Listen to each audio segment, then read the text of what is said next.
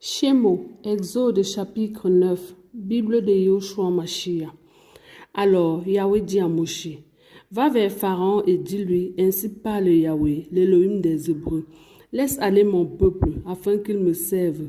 Car si tu refuses de le laisser aller, et si tu le retiens encore, voici la main de Yahweh sera sur ton bétail qui est dans les champs, tant sur les chevaux que sur les ânes, sur les chameaux, sur les bœufs et sur les brebis. Et il y aura une très grande mortalité. Et Yahweh distinguera le bétail des Israélites du bétail des Égyptiens, afin que rien de ce qui est aux enfants d'Israël ne meure. Et Yahweh fixa un temps en disant, demain, Yahweh fera cela dans le pays. Yahweh donc fit cela dès le lendemain. Tout le bétail des Égyptiens mourut, mais du bétail des enfants d'Israël, il n'en mourut pas un seul. Et Pharaon envoya examiner. Et voici, il n'y avait pas une seule bête morte du bétail des enfants d'Israël. Toutefois, le cœur de Pharaon s'endurcit. Il ne laissa pas aller le peuple. Alors Yahweh dit à Moshe et à Aaron, remplissez vos mains de sangre, de fournaise, et que Yahweh la jette vers le ciel, sous les yeux de Pharaon, et elle devienne de la poussière sur tout le pays d'Égypte. Et elle provoquera sur les humains et sur les bêtes des ulcères bourgeonnants en pustules. Dans tout le pays d'Égypte, il prit donc de la sangre de fournaise et se tint devant Pharaon. Moshe la jeta vers le ciel et elle se forma des ulcères bourgeonnantes en pustules, tant sur les humains que sur les bêtes. Et les magiciens ne purent se tenir devant Pharaon, devant Moshe à cause des ulcères, car les magiciens avaient des ulcères, comme tous les Égyptiens, et Yahweh endurcit le cœur de Pharaon. Il ne les écouta pas, comme Yahweh l'avait déclaré à Moshe. Puis Yahweh parlait à Moshe, lève-toi de bon matin, et présente-toi devant Pharaon, et dis-lui, ainsi parle Yahweh, l'Élohim des Hébreux, laisse aller mon peuple, afin qu'il me serve. Car cette fois, je vais envoyer toutes mes plaies contre ton cœur, contre tes serviteurs et contre ton peuple, afin que tu saches que personne n'est semblable à moi sur toute la terre. Car maintenant, si j'avais étendu ma main, je t'aurais frappé de la peste, toi et ton peuple, et tu seras effacé de la terre.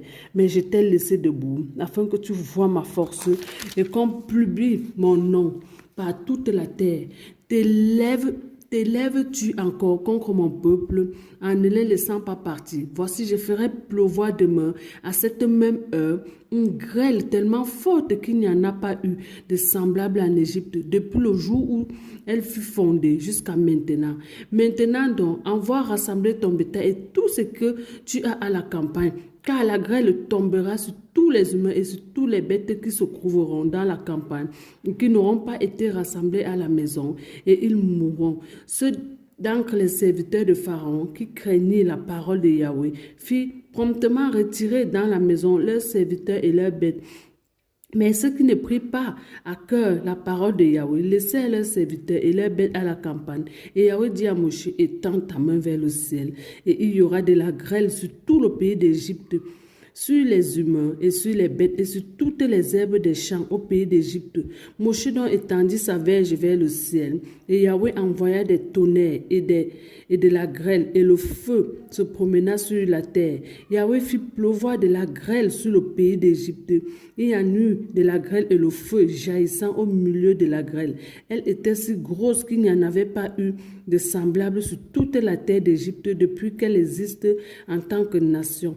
La grêle frappa dans tout le pays d'Égypte, tout ce qui était au champ, depuis les humains jusqu'aux bêtes. La grêle frappa aussi toutes les herbes des champs et brisa tous les arbres des champs. Ce fut seulement dans la région de Goshen, où étaient les enfants d'Israël, qu'il n'y en eut pas de grêle. Alors Pharaon envoya appeler Moshe et Aaron et leur dit, cette fois-ci j'ai péché, Yahweh est juste, mais mon peuple et moi nous sommes méchants.